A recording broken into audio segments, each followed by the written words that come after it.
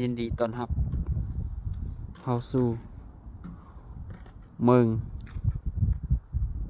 ซังจู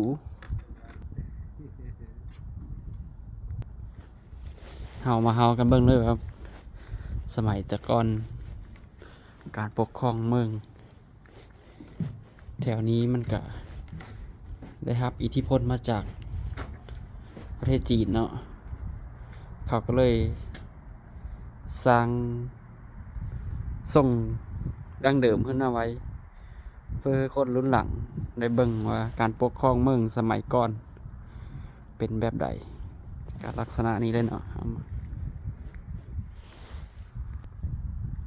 การสร้างศาเป็นหลังคาบ่นะครับอิทธิพลมาทางประเทศจีนเนาะ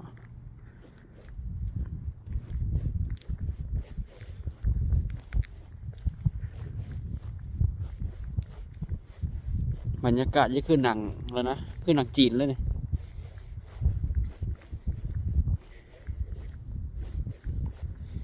อันนี้ก็แม่นบอลลงโทษตีนี่นะ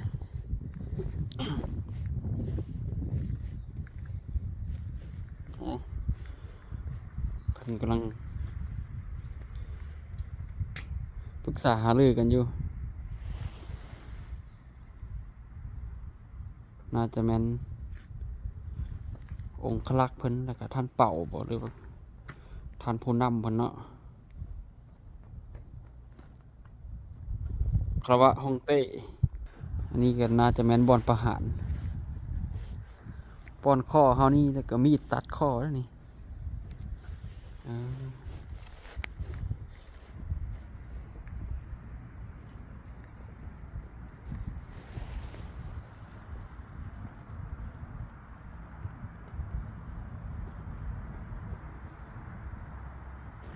บรรยากาศกับอากาศที่หนาวเย็น